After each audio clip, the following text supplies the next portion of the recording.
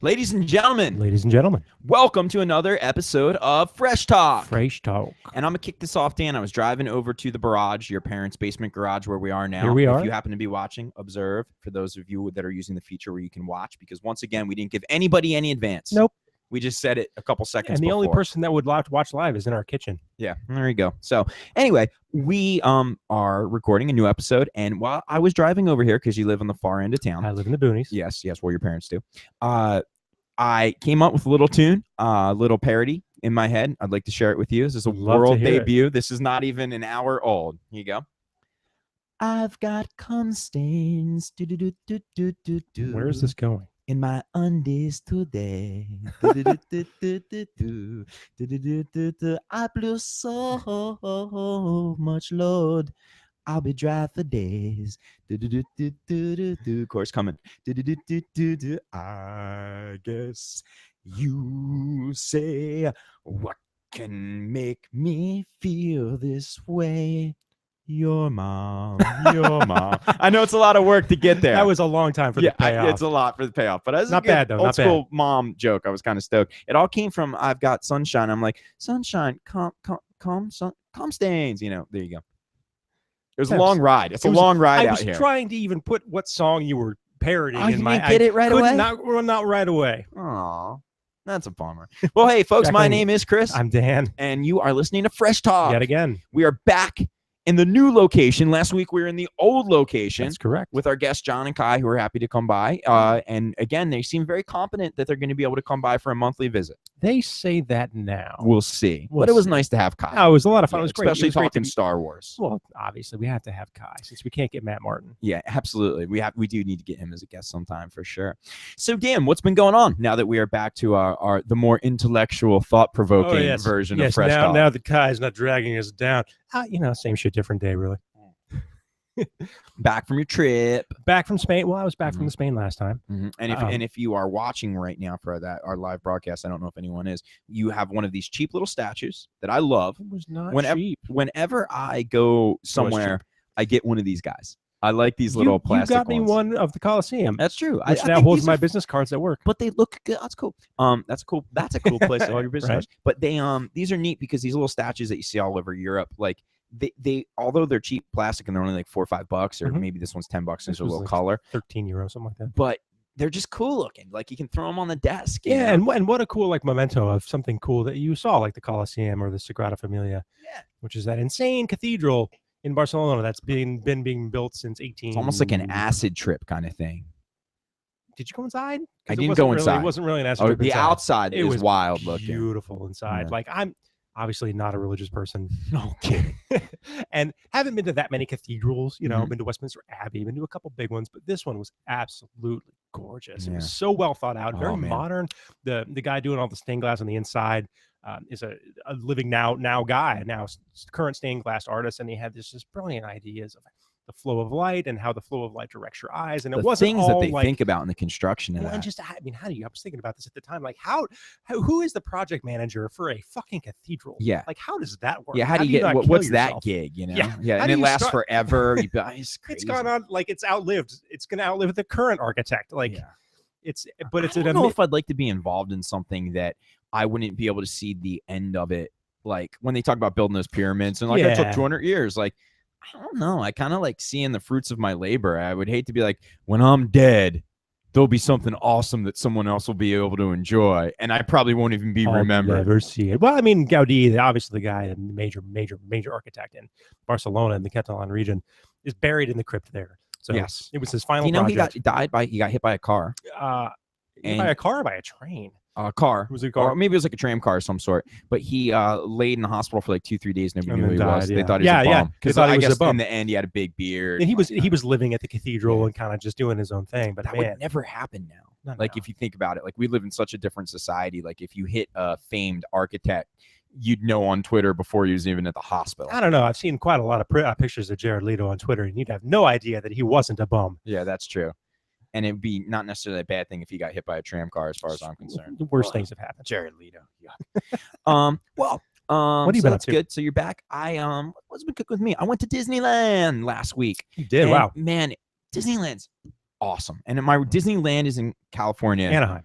Yes. Disney World is in Florida. Gotcha. It's such a different experience because if you are an East Coast kid, like the big family trip or every couple year trip is to go down to Florida. But out here, you guys in Cali, you kind of have Disney land at your disposal. Well, people what's even cooler is different about it. Yeah, well, and it's a different experience. Obviously, Disney World is far different than Disneyland in just terms of its scope and the type of stuff you see there. But growing up, my grandmother's house was like walking distance to Disney. Oh, wow. So we could just, down there, we'd see the fireworks every summer, every evening, and we could just like walk there. Yeah, there's people that go all the time. I have a friend, Steve Severs, if you know, from Level 27 back in the day, now does some animation show called Super Pirate Booty Hunt, online cartoon. Worth checking out. Good job, Steve. Yeah. But he goes with his family all the time. He's like one of those dudes that gets the pass for the year. And just went. This is like the first year he doesn't have a season There's pass. a weird culture, and it's more for the California location, I believe, than Florida. But people that just go every day, like I have lunch at Disneyland, or that's like their place. Sounds like it's $1 million. It's such a culture. There is such a culture. The whole pin trading thing. Oh yeah. I went with some hardcore Disney people, and my two friends were like, they knew all the insides, the outsides, the everything. I mean, these are people that like are part of the Disney culture, and to go with someone like that's fascinating. They know hidden things that nobody knows about. They know you can walk up to a Disneyland staff, and if they are wearing pins, the Disneyland staff member is required to trade any pin that you ask for.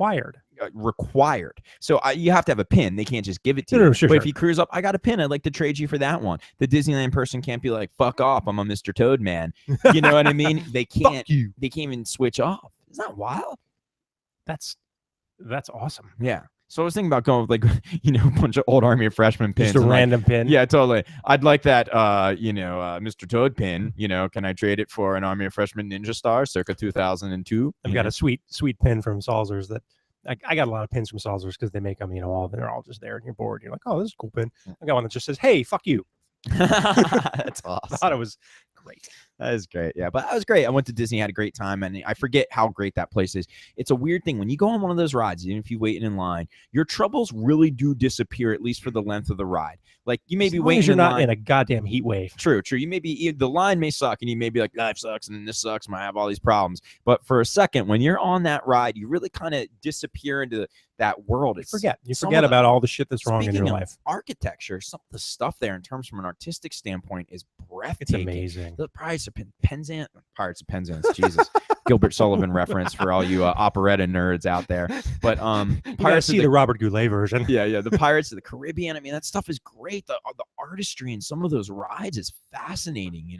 It just gets better and better. And I went on a ride called Cars, the Cars movie. It's over in California Adventureland. It's so awesome. It's like first you're kind of in the car and you're taking a little tour and you're seeing all this stuff and all the different Pirates of the Caribbean vibe. Yeah, of course. Super cool. You're sitting in the car, but then they have it all done up at night as if you're in the mountains. Like they have it set up like you feel like you are in the Arizona desert mountains, and then your car races the other car. Oh, that's awesome. So it turns into a ride. I mean, the things they do there, it's really awesome. So that was, and I think they really helped advance that industry, like of costuming and prop making and all that stuff, because they've been doing it for so long, just like Disney sort of drove animation and digital animation later. Did you see though last night and tonight, PBS's American Experience, which is an amazing program where they focus on American lives or American incidents, do in-depth documentary, are doing one on Walt Disney, and supposedly it's kind of like a tell-all. Like they're giving you the good, the bad, the ugly, but a real good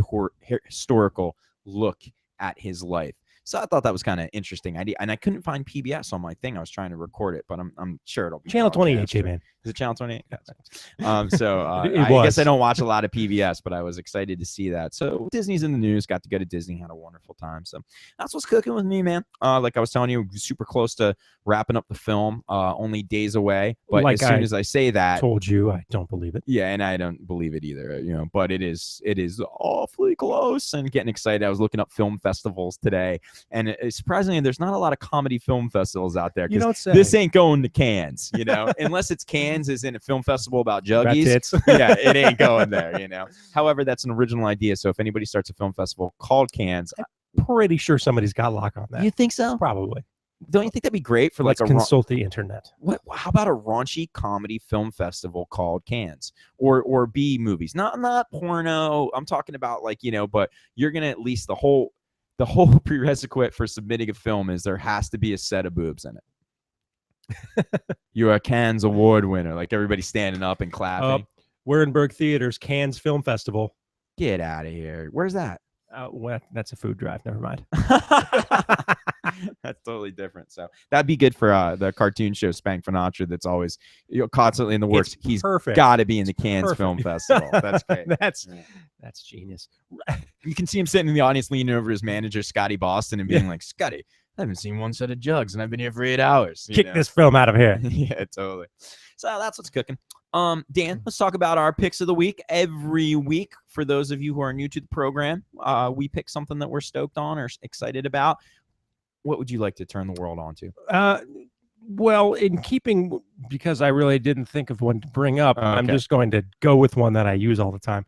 I did get some notes from some listeners that they were enjoying, contrary to what you might think, my little section on how to protect yourself online and to be a better internet citizen. Would these listeners go by the hashtag of @SpoonyDX?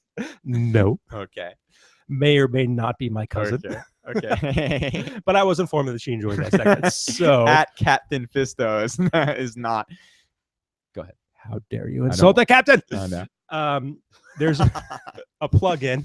Everybody knows on the inside. A little on the inside, I know. But it made it into an Army Freshman lyric, oddly enough.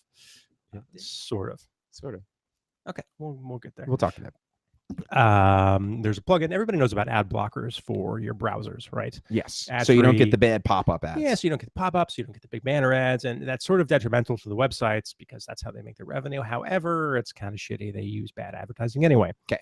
There is a relatively new to me plugin called uBlock Origin, UBLOCK, the letter U, and it's available for Firefox, Chrome, Internet Explorer. uBlock. And it's a wonderful ad blocker. I think it's great. Okay. Check it out. That's it. uBlock.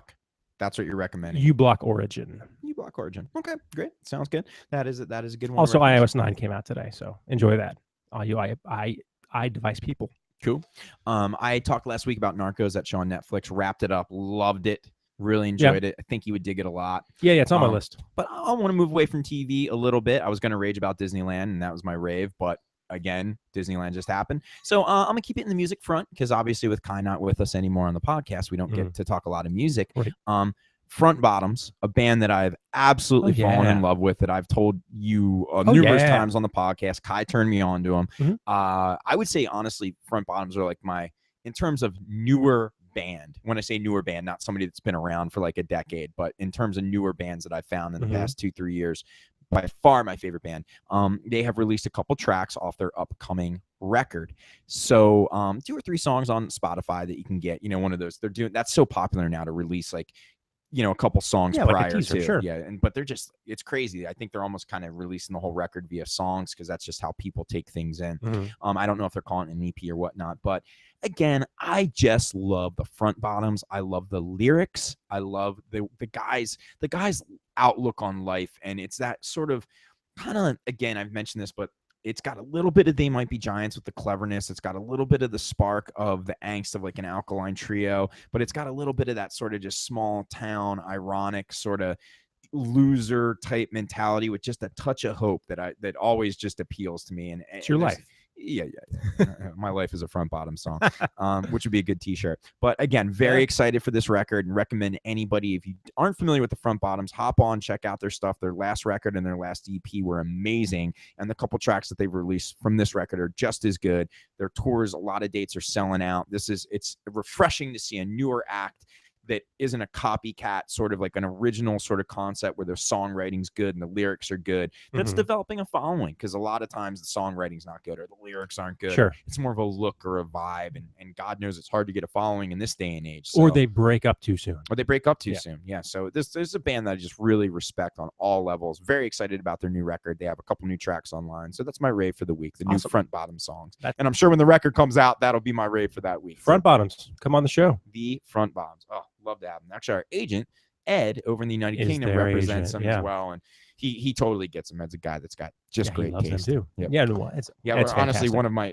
small and the bucket list thing is the Front Bottoms did an interview when they were in the UK. We were on the same event as them, and they actually, somebody asked them, hey, what bands did you like seeing, because we'd met him very briefly, and I hadn't been listening to him at the time, and I kicked myself sideways in the head because we got there late, because we're always late, but I would have made sure not our fault in the UK. We got there on time to see them, but I just wasn't familiar with their stuff. Ed was like, you got to see him, but so good. And that's but when they played on a boat, right? We played on a boat, the Thekla in Bristol. Yeah. And they played, and they had mentioned that one of the bands that they enjoyed seeing at the festival was us, in an online interview that they did later on. And I was like, that's cool. Had I known how much I would like them just a year later. No kidding. I'm stoked. So that's my rave for the week. Well, Dan, let's hop into our topics, because a lot of times it takes us a while to get to them, especially last week when we had the whole gang there. We are going to talk politics. We are going to put everyone to sleep. We have never talked politics. We before. haven't. Well, I don't even think we've even touched on it much. Nope. Reason we're talking politics is because as we speak right now on TV is the GOP, the Republican debate for the Republican presidential hopefuls, if you will. And it's the second one. It's the second big number one. 2. And it's happening right now. And there's some weird fucking shit going on right now in America. And I don't even know where to begin. But basically, I think that what we're going to talk, let's get a couple, before we get into it, let's kind of throw some of our own personal theories out there, just so the listener knows where you stand. I'm not one of these guys that, some people are very private about their political viewpoints and parties, almost like a religion. You know, some people kind of keep it close to the vest. I don't understand that at all. I don't understand why that would somebody be quiet about that, but maybe I think it's just out of not wanting to piss somebody off, or like get very pissed off about somebody else's beliefs, or like, you know what, I'm just not. It's not people are so intense about it. Not something I talk about, because I really like to keep my professional and personal and political affiliations close to my breast. Me personally, I am a registered independent. I am not interesting. Yeah, I am not a Democrat registered. I am not a Republican registered. I registered as an independent because, quite simply, because you write for the Independent. Yeah. So quite simply, I feel that I want to be free of any party affiliation, because I personally feel from politics where I stand is, if I like someone's ideas and I like that person, I want to be free to back them or vote for them regardless of what party it is, because I come from a school of thought where I think the two-party system that's occurring in the United States right now in many ways has been the death of it's a joke is a joke it's a joke and the death of the country. It completely defeats the idea. So with that said, I'm a registered independent. I do not vote often. I've come to be very clear on that. I have rarely voted as an adult. Just reminds me of a great George Carlin bit. Okay, yeah. Nobody is better at political. You can't blame me. I didn't vote. Yeah, exactly. I rarely voted. The few incidences that I did vote, and I'll be completely clear with them, is the second George W. Bush. He terrified me, so I voted for Al Gore. And I think that may have been the first time I ever voted. And then the second year when John Kerry tried to take him down, I mean, I was just adamant that we had to get rid of Bush. I just thought he was one of the worst presidents we've ever had. I didn't like anything about him. I voted for Kerry, lost twice in a row. And then at that point, I voted for Obama in the first election, because I really believed where he was coming from. And I honestly, to be quite frank, thought it would be super cool to have a black president, just because I wanted to see that happen in my lifetime. And then I think he was such a landslide in California the second election that it was one of those ones where I didn't feel like I didn't vote. So I barely vote. When the small elections come around, I rarely vote, and I don't vote party based at all. I just think for myself. In local elections? Occasionally, once or twice I have, but I'm just not, and I'm not one of these guys that every time the election comes up, I vote. And in general, I tend to like underdogs, blah, blah, blah. And if you force me to go Democrat or Republican, I think 9 times out of 10, I would side with the Democratic viewpoint. But I still am disgusted by the two-party system. Where do you come from? And are you willing to be so forthcoming? Of course, I don't. I'm not one of those people that hides his political views. I am a registered Democrat. I don't. So within the confines of everything you just said about the failings of a two-party system, yes, I identify more with the Democratic Party. That doesn't mean I agree with them all the time. I've never voted outside of party lines. Well, no, I did. I think yes, I think I did vote for Nader. Did I vote for Nader? No, I didn't. Michael Moore talked me out of that, and I'm not sure how I feel about that to this day still. Totally. And he even regrets that. I think one of the cooler things that happened was after my 18th birthday was the first election that I voted in, and I was able to vote for Clinton. Okay. Which I did, and I enjoyed. I think it was his second term. Okay. And I've voted Democrat down the line ever since, obviously because I'm not voting for a Republican, not because I completely disagree with them wholeheartedly. It's because they're just shitbags. So, yeah, I mean, we're both very left-leaning politically, generally speaking. Yes. Dare I say socialist? Yeah. But, yeah, I would definitely have theories that I think would lean heavily towards socialism, if not downright anarchy in some instances. You know, which is not a political view. Yes. But I'm definitely a registered Democrat, and I have no problem saying that. So that's where you're coming from. Yeah. So we find ourselves, and again, we realize that people are very sensitive to politics and all those type of political issues. And something about politics really brings the moron out in most people. And it's much like sports. Sports and politics make people act like fucking idiots. Mm-hmm. And although I am a sports fan and occasionally act like an idiot, the political thing, I mean, the things that you hear come out of people's mouths, it's just stunning. It's a real weird thing. Like, I don't understand how we got so caught up in politics in general, because I know it's such a broad topic. It's hard to focus. Yes, you do, Chris. And this is going to tie into what we're going to talk about here in a minute, because they make you get caught up in crazy politics because of the money they spend making you, they force feed it to you all the time. Gotcha. And I thought about this today, and I haven't done any. Football and the Republican debates are the two highest rated television programs, period. Mm-hmm. In America. Yeah. This week it will be definitely NFL football games. Well, football just started. Yeah. So everyone's bumped up, but it'll be a football game and it will be the Republican debate. There's no question about it. And it's really funny too. There's 10 or 11 candidates in this debate this time, and then like the 5 or 6 lesser candidates had like a happy hour kind of talk on CNN beforehand, which they were calling the kids table, which I found hilarious. Yeah, it's funny. That's, but so with regard to the debate, they've become show. CNN, the debates have become. It's not, they haven't even become show. They've been show for a long time, but CNN's hosting this one. Fox hosted the first one, right? And they got to decide respectively who was on the debate, right? So how is that fair? If the cable network that's hosting the debate says you don't get to debate, how do they stand a chance? Yeah. How does Sarah Palin stand a chance, Chris? Not that she's running, because she isn't, but still. It's very, and we have a really fucked up political system here. It's bad. It's very, very bad. And I think it's only gotten worse, unfortunately. It absolutely has only gotten worse. And I heard, I'm probably going to misquote this, I heard a statistic a few weeks ago that it basically costs $1 billion to run for president. At that level. To actually run. If you're going to be a candidate, it's going to cost you $1 billion. So, I mean, the thing that is very interesting is the United States politically has become very divided in our lifetime. It's never, it seems like it's never been more divided. I didn't live in the 50s. In our lifetime, it's never been more divided. I don't think so. I think the 50s is probably not a good example. I think the last time it was this divided was probably in the mid-1800s when there was a fucking civil war. I mean, a lot of people didn't want a Catholic president. It's just so extreme what's happened in this country, and the Republican Party and the Democratic Party have kind of propped up these extreme views where now they battle each other to the point that they would rather not have a problem or an issue or a law or a debate solved. They would rather just staunchly stick with it's got to be like this, or it's not going to happen. It's kindergarten. Yeah. It's kindergarten headbutting bullshit, and nothing is getting done.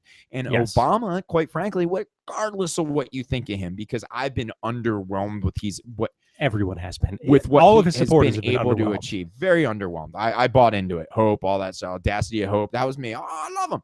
But for whatever it's worth, I mean, he has been absolutely shackled at every single turn because of the two-party system, and the other party, literally, even when his idea is a good one that benefits humans, not a party, not a political thing that benefits American citizens, he has been turned down, and the idea is sold to you as garbage by one side. It's gotten to the point where it's not about helping the people anymore. It's just about the hardline views of the party. Well, Chris, I hate to burst your bubble, but it hasn't been about the people in a very long time. And I'm aware of that. This is not my line. Someone much smarter than me said this first. The only job of a politician when they get elected is to make sure they get elected next election season. So I'm talking senators, congressmen, mayors. So as soon as they get that office, the only job they have from then on is to make sure they retain that office. And it's said all the time, but it's follow the money. These politicians, the amount of money that you just mentioned to be the Republican, the amount of money you are absolutely at some point, even down to a minor thing, are going to be beholden to the people that backed you. You can't turn around, and if they're pushing an agenda and they've given you millions, Dan, millions, probably hundreds of millions. Quite frankly, you give me $20 and you ask me to do a favor the next day, I'm probably going to do you the favor. I can't imagine if that number was $20 million. It did take you a whole day to tell me whether or not you were taking me to the airport. So yeah, but you didn't give me $20 in advance. No, I gave you 40. Yeah, after the fact. Post. After you agreed. Post. So it's rich people. And again, I'm not trying to make this a cultural thing or a clash or whatnot, but the majority of American citizens are below the poverty line or hanging in the middle, right? Yet everybody in positions of power are essentially well-to-do, upper class, if not rich by today's standards of rich. So you have rich people dictating and controlling and supposedly representing on the whole poor people. And I have never understood. I've never understood how that has ever worked, because I am friends with some rich people. I'm friends with poor people. I am poor myself, for lack of a better word. And the problems that a rich person faces on a daily basis, I'm not talking about the basic principle issues like freedom and all that kind of stuff. I'm just talking about the thing that they go to sleep worrying about is not the thing that a poor person goes to sleep worrying about. No, of course not. Because money solves the problems of the rich person that the poor person is dealing with, if that's not too convoluted. So how can that person represent me or know what's best for me when he cannot relate to the problem that I'm facing? Well, no any more problems, J-Man. I know that's basic, and I know that's probably day one talk, but I mean, does that make sense? I mean, how can I look at it? How can I look at George Bush, who comes from a family of a very long line of wealthy bankers, ultra wealthy bankers and oil men, and think he gets me? He knows. He's gone to a gas pump and had to put $2 and change in because there was no money in the bank account. I just, how can he relate to that? I will say, not to single out George Bush, who was obviously a Republican, how can Barack Obama or Bill Clinton relate to you either? I mean, absolutely. This is not a party line debate that we're having right now. This is a class issue. There's a class issue, which I think is the bigger issue that we're going to have here in the future. We're already having it. We are gearing up towards a class warfare.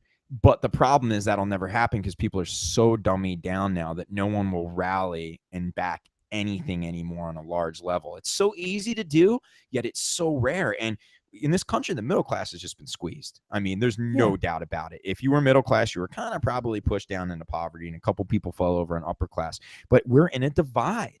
In this country, you're either doing great or you're doing terrible. The country that I grew up as a child in, of the 1980s, hell, I felt like there was much more of a middle line. I felt like there was a much more healthier middle class. There absolutely was. I was middle class. You were middle class. Our parents probably both had up and down dips, but my parents now are probably more on the line of lower classes. Like, that sounds weird because you're talking about them not as people, but from a financial standpoint, they're not necessarily. Your parents as people are the highest class of people. Yeah, the highest class. But, financially, it's not like their parents' generation where you got better and better and better and better financially and more well off, and you did better, and by the time you retired, you were set.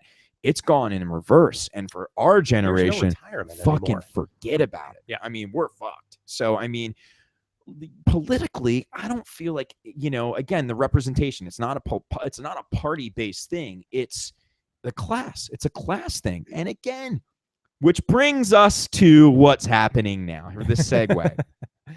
Donald fucking Trump. Oh, I thought you were going to say Rumsfeld. I fucking hate that guy too. Yeah, well, we're not having a conversation about Satanism, Donald Trump is a well-noted, uber-famous celebrity businessman, billionaire. He's famous for being rich. He's famous for having businesses, and he's famous for he fell into the celebrity culture. He was kind of washed up from a social standpoint, and then The Apprentice came along, and he kind of like reinvented himself. He's done that several times throughout his life, and now he has reinvented himself as a politician. And I think he threatened to run. Maybe not in the last. I know this isn't the first time he's threatened to run for president. I think this is the first time he's actually really trying to make good on it. But something has happened where I don't know how, because I don't follow it closely, and I know you don't follow it super closely, but not this time around. No, he is somebody that should be a joke. There's always the rich guy that wants to run, but he's not the guy that gets in the debates. It's not the guy that gets anybody backing him. He's just that rich guy that spends a ton of money and is a third-party candidate, blah, blah, blah. But right now, and if at this point you're still listening to this, at least you give somewhat of a shit at what we're talking about. Donald Trump, who in theory is kind of a joke. He's kind of like he's absolutely a joke. Like an actor. I mean, the stuff that comes out of his mouth is asinine. He is the front runner for the Republican Party's ticket to be president of the United States. And everybody thought after the first debate, he'd finally open up his mouth and everybody would be like, Jesus, he's a freaking idiot. We can't have this guy running the country. Happened. Yet still in. Yet he's still in. And he's still at the top of the heap. And I think it's scaring the shit out of the Republican Party. So tell me why. This is why.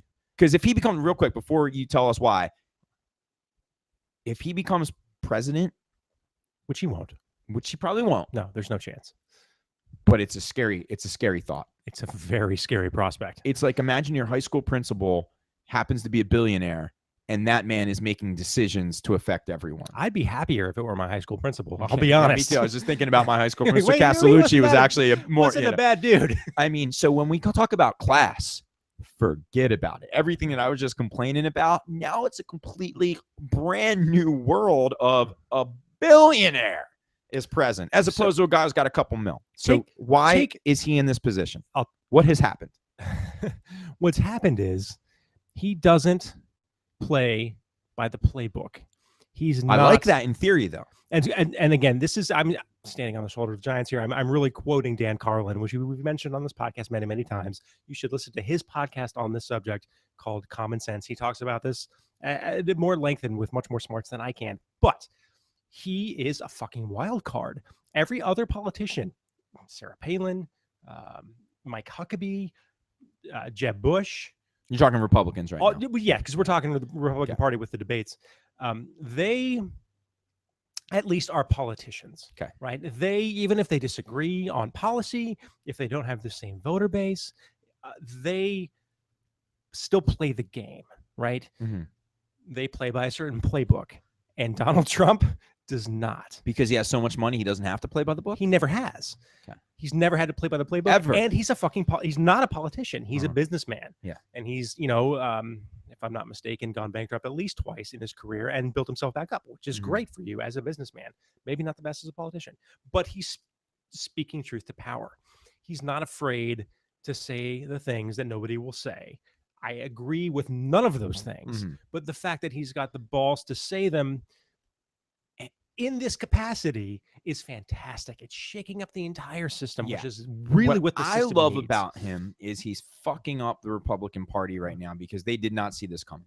They never, ever imagined that he would have the steam that he had. So, I think they were laying back, well, do we run a woman against Hillary? Do we run for another Bush? Like, they're trying to find our guys. This Jindal guy, our guy. Chris Christie, our guy. All these people. And all of a sudden, this guy comes along and no one's paying attention to the other candidates. They're paying attention to him all the time, all the ratings, all the talk. And what's interesting, again, a lot of people backing him are poor people. and morons and rednecks. And they're really caught up in this whole immigration thing because everyone's freaking out about immigration. Yeah. So just ignore the fact that both of Donald Trump's wives are immigrants. But he wants to close the borders. I didn't even know that. Fucking shitbag. It's insane. Anyway. It's insane. So, I mean, he's an idiot. His principles are terrible. Everything about him is kind of disgusting and slimy. But here he is in the mix. And I think that that's just a sign of the fucking times. We live in this reality show-based culture where people know, I like The Apprentice. I know him from The Apprentice. I'm going to vote for him because he hates immigrants, and immigrants are taking my job. Chances are immigrants are not taking the person's job who's saying that, but they're just such a fear-mongering and paranoia in this country about it's crazy. It's like he is the incarnate of everything that's gone wrong. These hardline party stances, the Republicans took it so far. They've created this monster, and now I think they have to deal with it because it's gone so far. It's gone so far. These gun-toting, like the gun situation. We're not getting into laws. We're not talking about guns. I understand that, but that to me is an example of something. Gun control in the United States is such a out of control, horrible, horrible problem / epidemic that doesn't need to exist. All around the world, no one's dealing with it like we are, and all it does is affect people. Bullets don't look at parties or anything like that, right? Everyone is dealing with it better than we are. Everybody on Earth, everybody on the planet of Earth is dealing with gun control better than our country. Because we love our guns. And it literally has nothing to do with parties. It doesn't have a thing. If you get shot by a stray bullet, the bullet does not... No, bullets don't care. Right, don't care. Yet, we can't make it better.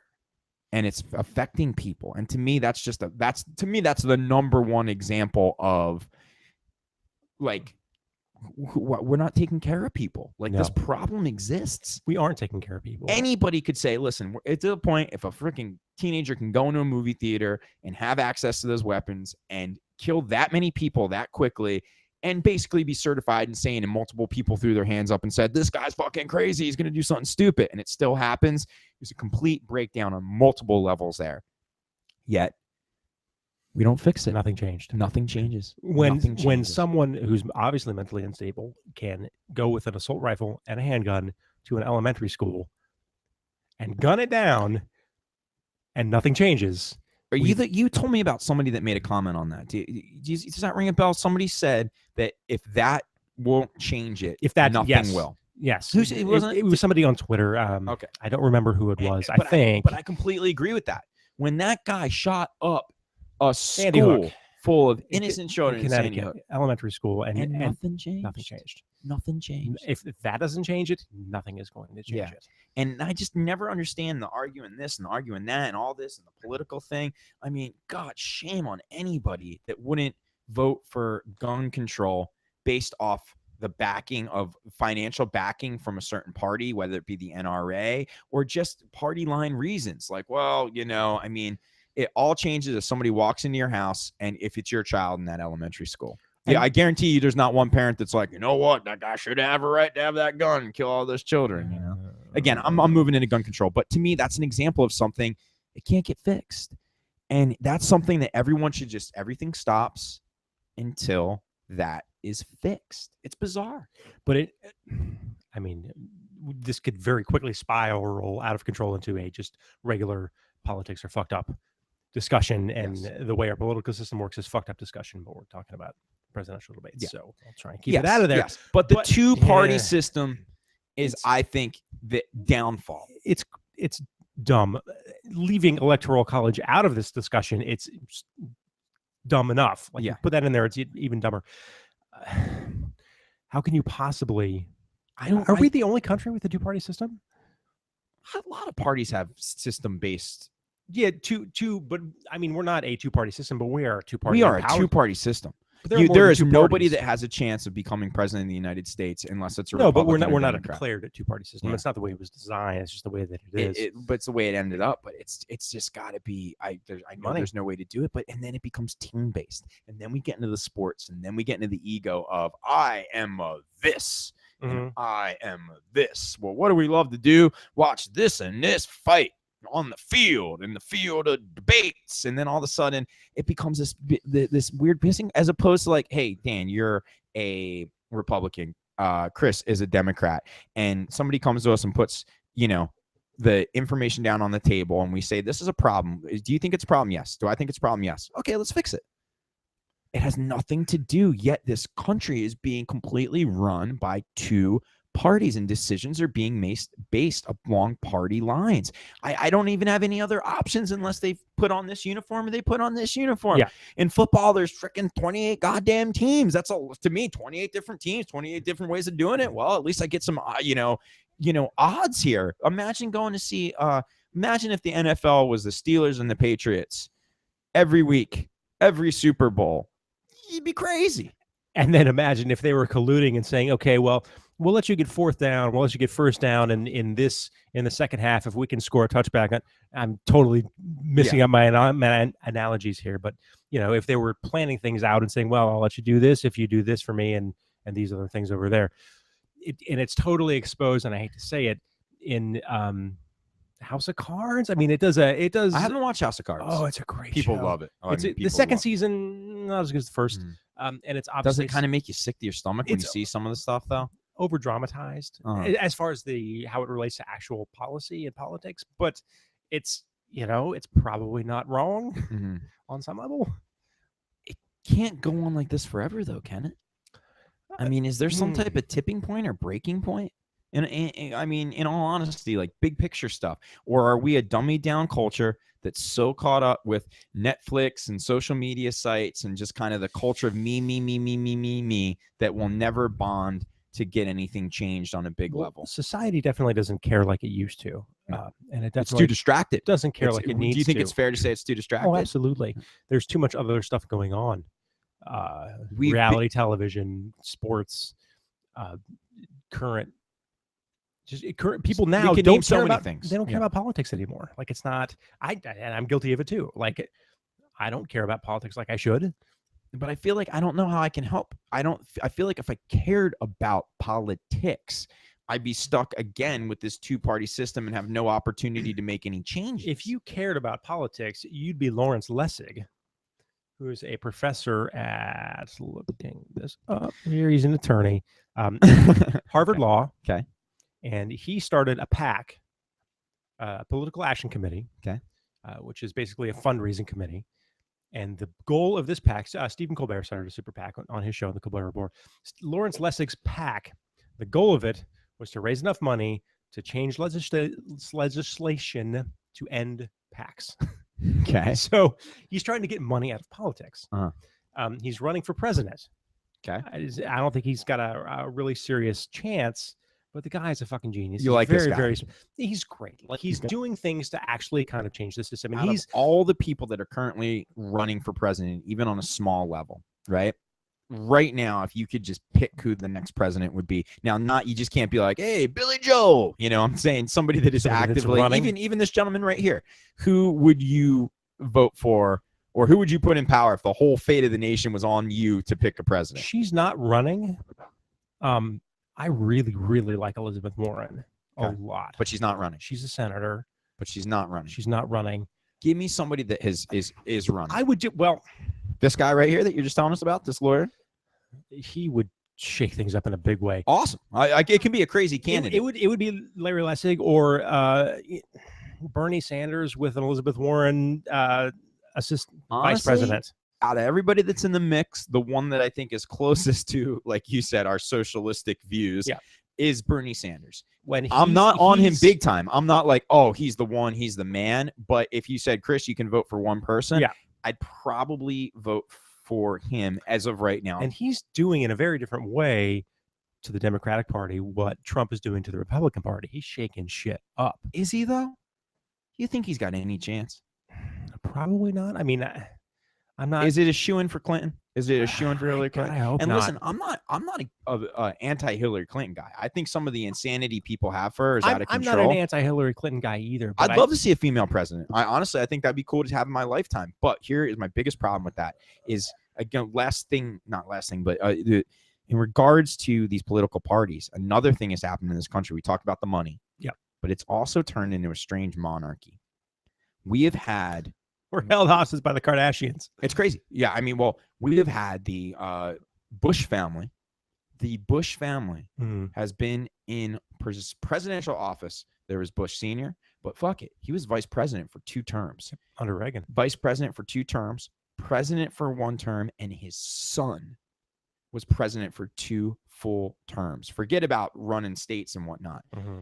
That's insane, Dan. That's insane. There's no way that a single family should have that much power. My God, I mean, getting in Iraq and Afghanistan, holy fucking shit. We know what a shitstorm that was. Rumsfeld. And how much of that came from George Bush, the son, you know, defending his pops and all his bullshit policies. But then the Clintons came along and Bill was up in the mix. And I actually think Bill Clinton was a very good president. Some people think I'm insane, but for whatever it's worth, in my lifetime, the healthiest I've seen the country and my family and economy and even myself in terms of just even being able to find bullshit part-time jobs was when Bill Clinton was president. So oddly enough, it's doing well again under Obama. Weird. 8 years. And now his wife potentially, who has also been Secretary of the State, potentially could become president. And she's got a huge bid. And then look at that. We've got 2 families, 2-party system that is now moved into a 2-family system, and Jeb Bush is running as well. So if Jebby Bush gets in the mix, that means you've had a president that is a Bush for 16 years. That's half our life, me and you. If Jeb Bush were to get in office. A little less than half my life. Okay, right? And then if a Clinton goes in, you're talking about a third of our life with 1 family. So our 2-party system is about to descend into a 2-family system. And that is a monarchy. If they breed, if they unite houses. It's Game of Thrones. Exactly. It's just families. Game of Thrones has more options. Game of Thrones has more options for the throne. We're in a Game of Thrones with 2 families. So for that reason alone, I don't think I would back Hillary because of the fact it's just like, you know what? Your family's already been in the mix straight up. And the same thing with Bush. I mean, first off, I think George W. Bush is one of the worst presidents of all time. So I wouldn't want anybody remotely near him to be in power again. But that's that. My question to you, though, if it goes Hillary versus Bush, where would you go? I mean, I'm not voting for Bush. So I would have to vote Hillary, but she would have to. Goes Hillary versus Trump. Well, that's a non-starter. In my humble opinion, Hillary versus if Sanders. Trump's in office, we will not get 4 years without having a nuclear war. Like something will go down. That guy will just make some bold, insane decision, and we're fucked. Don't you feel like, and you know, I'm about as far outside of this circle as I could possibly be, without being a conspiracy theorist, which I'm not. But don't you feel like a little bit? I kind of am. So like, bring it on. I used to believe in Bigfoot and Nessie. Don't you feel like the president comes in, right? Yes. New guy, whoever he or she may be, and like gets from Secretary of State. I mean, not Secretary of State because they're appointed cabinet members, but from like the military, from the government, from the other parts of the cabinet, like gets to look at all the shit that they don't get to look at before they're president, and they go, oh. Well, I guess that's why all the shit is the way that it is. And then do they really, I mean, obviously they have real power. Do they really have any real power to change that? Because these other people around the president, not the cabinet, but military people, they're in these positions of power throughout all these different presidents. So don't they really have more power than like the president? I mean, it's the military industrial complex, yes, if you will, that a lot of people think we're in. Not if you will. It's a real thing. Yeah. If, you know, obviously start moving into JFK assassination, which I'd love to talk about sometime, but that's what you really get into in the whole theory that it was the like Kennedy found out that the military runs the fucking show, you know, and the corporations and the money men that get their money from wars and military exercises, and he was like, holy shit. Yeah, totally. And oil. Let's forget that. Just absolutely. Oil. I'm not even talking conspiracy theories, which you can absolutely make a case for. I'm just saying, just in the office itself, like, don't they come in and say, well, Mr. President, here are your options. What do you want to do? Do you think the fact that, again, oil being so powerful, it's somewhat bizarre that like the oil barons that run countries in the Middle East, it's in our country too. Yes, the Bushes were oil people. You know, Reagan had tons of money invested in oil. Oil really is that's the true gold. That's the true power. I mean, that's what keeps this gas and oil is what keeps this country and the world, for that matter, running. I mean, you see all that weird stuff that you see. Again, we're getting into conspiracy theories here, but how certain types of corn have been used to create fuel and all that kind of stuff in some weird third world countries. And every time somebody comes up with this, it just gets shut down or put away. I mean, if somebody could eliminate the need for that, that's the true revolution. That's where the whole world could get turned on its head. If you could find a way to fuel vehicles of all kinds without the traditional electric car. Ending our dependence on oil is sort of the key. And that's what wars are fought over now. And, you know, hopefully it only stays at oil and doesn't transform into water, you know, with this whole climate change thing, which is then we're in a Kevin Costner movie. They had too much water. The Mariner. Then we're in a Mad Max movie. Christ. Yet they still had gas. Walking Dead still have gas. I don't get it. Yeah. You can only suspend my disbelief so far. They gotta have it. Oh man, I mean, it's a tiring conversation, and we basically just bitched about a bunch of stuff.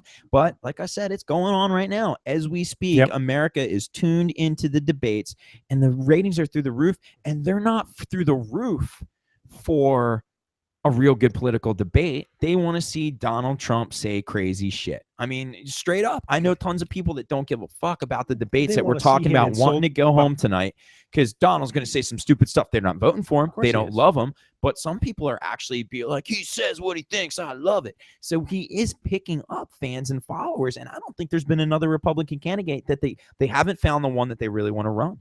I mean, have they started to push one candidate? I hear that there's a female candidate that did good tonight or something like that they kind of want to push. And that's probably like, oh my God, we may have to go woman versus woman. We may have to take Hillary on dead on, head to fucking head. And then guess what? There we are again. Okay, we take away the power of the woman and the woman's right, and people get all excited voting for a woman for the first time. We'll give you a woman too. You know, woman on woman. And there's nothing wrong with that. But what's funny about that is then we're just back to the two parties. Then there's no true iconic difference of anything, you know? Well, that's never going to change, which is part of the reason why I like Elizabeth Warren so much, is because she really doesn't, like, obviously she's a Democrat, but she's like, you know what? Fuck the banks. Fuck you guys. Mm-hmm. You guys have fucked us for too long. We're changing everything. And she did impose some serious legislation against those big banks. Can she do it in the Oval Office? Hopefully that remains to be seen. Hopefully we get a chance to see her shine even more. But the thing that I've heard about Trump, the running theory is that the GOP will ever actually not permit him to be they won't endorse him. Gotcha. So they're going to make him run as an independent. And I think he knows that's coming. Of course he does. Yeah. He's starting to lay the groundwork. Half of me is convinced that this is the dog and pony show. Yeah. Yeah, no, I'm with you. He will not get it. Never. They will not do it. So he's going to be forced to run as independent, which is just going to split the party even farther. But that will hurt the Republican Party. It will, but I'm worried about our offering too. As you know, you as an independent, it doesn't really apply to you. But like, what else are we bringing to the table? Bernie Sanders' grace. I don't think he's got a chance against Hillary. I'm not 100% on Hillary. Who do we got? Is it between Hillary and Sanders right now? Right now, it is. Yeah. It really is. They're the two front runners. We just don't even have a lot of people out there. Not television connected, internet, basement that I'm. And here's the big monkey wrench to the Democratic Party. If Joe Biden decides to throw his hat in, because he won't win. No way he'll win, but he'll get Obama loyalists who will back him. And you know what? The Ralph Nader issue. Like Joe Biden. I like Joe Biden I actually too. think he's been an incredible vice president. I think he's forthcoming. And that's a guy that comes from a middle class, working class American background. It's not bullshit. It's not a joke. He really does, I believe, relate and understand those people more than a lot of people give him credit for. I mean, so he's had a lot of tragedy in his life. And honestly, I think that makes a stronger person. At least it makes someone who's a little sympathetic to other people where they're coming from. I mean, that guy's been through hell. Everybody's fucking family's constantly dying. And he's still out there trying to do right. That's a pretty strong person. That's the type of person that's kind of nice to have in a leadership role. Mm-hmm. But he would, I don't think he'll run. I don't think so either. And I heard, I don't know if this was on NPR or something that I read online, that he doesn't feel like you should run for president if your full heart and soul isn't in it. And that he didn't feel like his was. And he's older. He's so is Bernie Sanders. He's in his fucking 70s. That alone may preclude him from winning a presidency. So in closing, we are close to a year away from this election. I honestly don't remember this starting any earlier than it has this election season. The push is on. It's been on.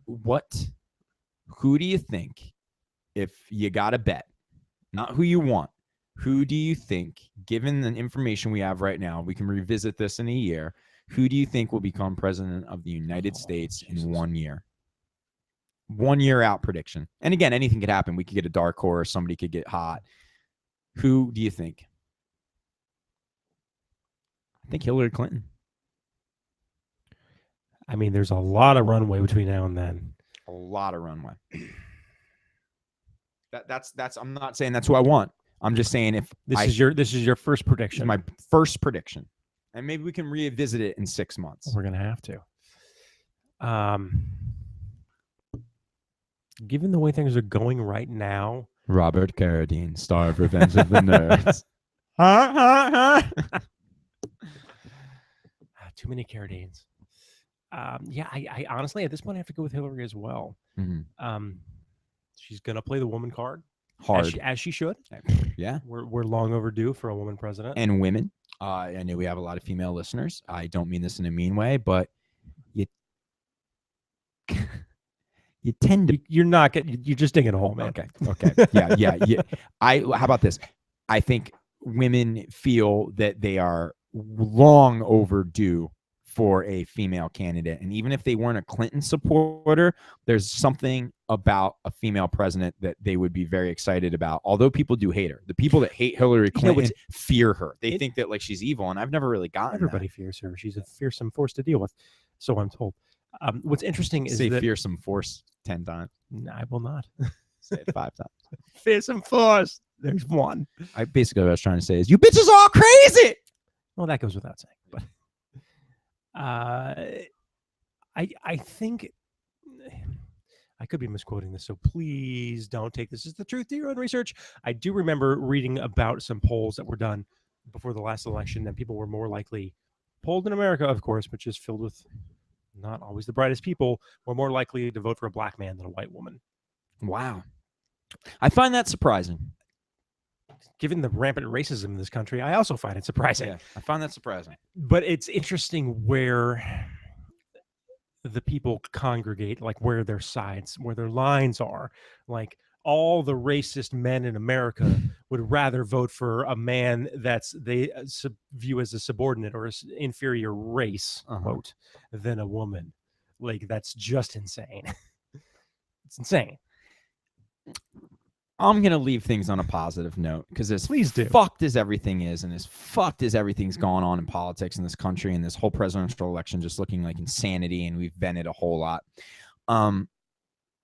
It's still pretty amazing where this country has come in a fairly short period of time, that there's a black man who is the president of the United States, because that's somebody that didn't even have civil rights. Basic civil rights. I mean, things are better than they've ever been. Well, I mean, what 50 years? 50 years. 50 years? That's an amazing progression. That's a man that in some places in America 50 years ago couldn't drink from the same water fountain as another human being. And that had to sit in the back of a bus that in some cases was openly, physically attacked and beaten for being in the wrong part of town.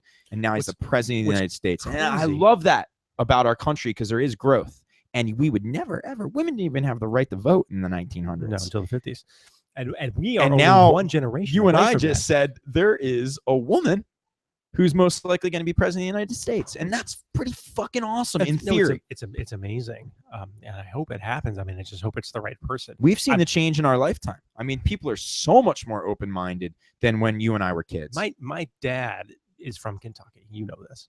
And he remembers when he was young at school seeing segregated water fountains. Wow. I mean, he has a memory of that. Yeah, this is one generation away from you and I. This is my father. Man, that's crazy. Like water fountains, and now there's a black president. Yeah, because that's stuff that you see in TV shows in Mississippi burning, not in reality. I mean, it was never a part of our lives. Well, I don't know about New Jersey, but in California, like I think about things like I remember hearing slightly off topic, but the word fag, right? Yeah. Oh no, that was a huge insult. Man, fag was when I was a kid in elementary school and junior high.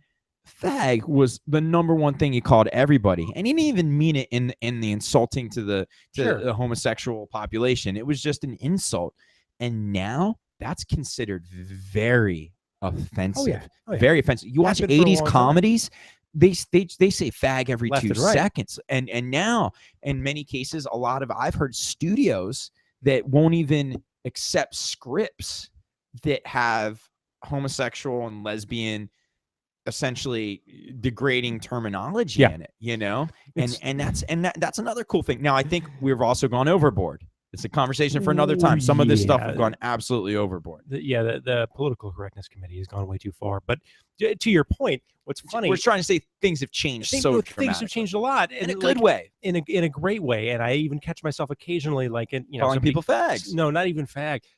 Like driving. Oh, not that you were going to say the M word. What? No, I'm not going to say kike.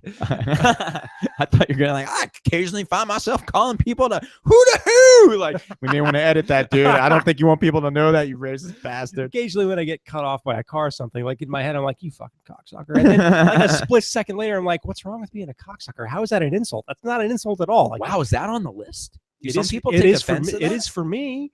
Like, I've never called anybody a cocksucker and had them be offended, but like, what?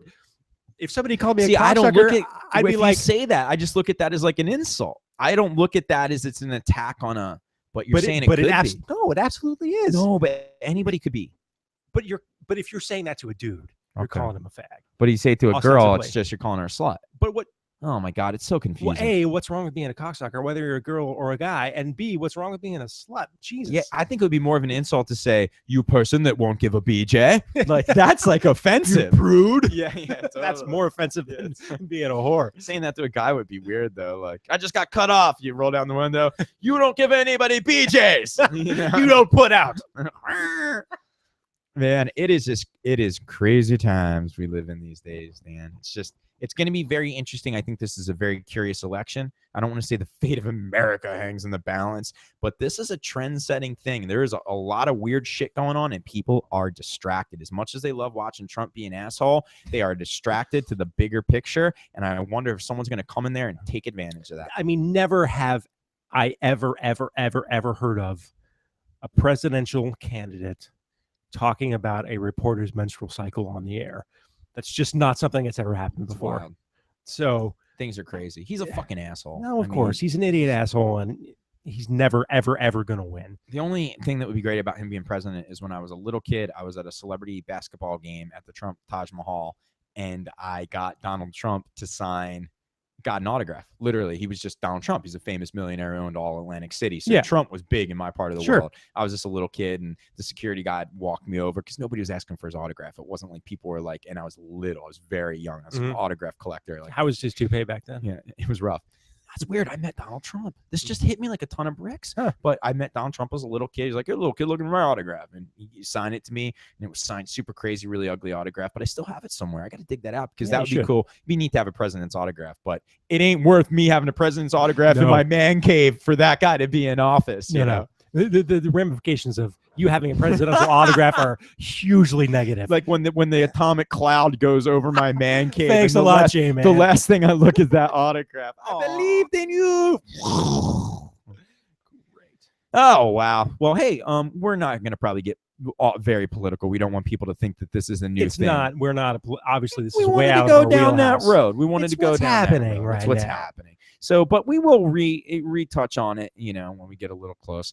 Dan, pleasure discussing politics with you. Oddly enough, you and I, we disagree on several things, from religion to conspiracy theories to entertainment options. But goddamn, we kind of fall on the same political grounds, oddly enough. But there's an example of two people who look differently on certain things coming together for the greater good. Yeah. That's why we do this podcast, for the greater good. And just because you disagree with someone doesn't mean you don't like them. No, of course not. Or necessarily dislike what they say. Like, well, I wouldn't do that, but goddamn, you got the right to feel that way. It's not my fault when Bigfoot tears you limb to limb. You'll think that J-Man was right. As long as you're videotaping it and get some evidence, that's fine. All I want is evidence, J-Man. totally. Well, on that Bigfoot-oriented note, dear listener, thank you as always for tuning in. If you're still listening, wow. God That's fucking impressive, man. And as always, we say it all the time, but spread the word. Let people know this podcast is cooking. Got this week to 99 likes on Facebook. Wow. 99. See, that's the thing. We don't push our socials for the cast much at all. We don't. But can we just get like one more? Like, can we just get to 100? Listen, if you're on Twitter, do me a favor right now. Hop on there and follow at Fresh Talk Pod. At Fresh Talk Pod. Hop on there and follow that Twitter. If you're the one person watching us live, please like somebody's us on out Facebook. there. There's one person. Who are you? Are you watching? I can see you. Please follow us on Facebook. I hope it's not the person that said I look like a hobo when I do this. Probably me. That's right. Making sure the stream's working. Fuck you, Spoonie. All right, folks. Thank you very much for listening. Where can they find us, Dan? At freshtalkpodcast.com. Go there right now. Follow us at Fresh Talk Pod. Fresh Talk Podcast on Facebook. Fresh Talk Pod on Twitter. Fresh Talk Pod on Instagram. I think that's all of it. Fresh Talk Podcast on Google Plus that no one uses. I'm very sorry. Well, in closing, I will say this. I guess you say what can make me feel this way. Your mom. That's good. That's good. I was going to do Fresh Talk to do a twist on it, but it's all right. Fair enough. You hit the note though. When you listen back, you hit it. No, you hit it. It was good. I'll check it in. You were the low voice in the temps. I'll pitch correct. Your mom. Be sweet if you literally took hours and did like 34 tracks, you know. Your mom. If we had the rights to that song, it would play us out right now, but we don't. We don't. So in its absence, J-Man, will you do us the honors? Yes. Cue the political bossa nova. And we out. What's the time framing on that?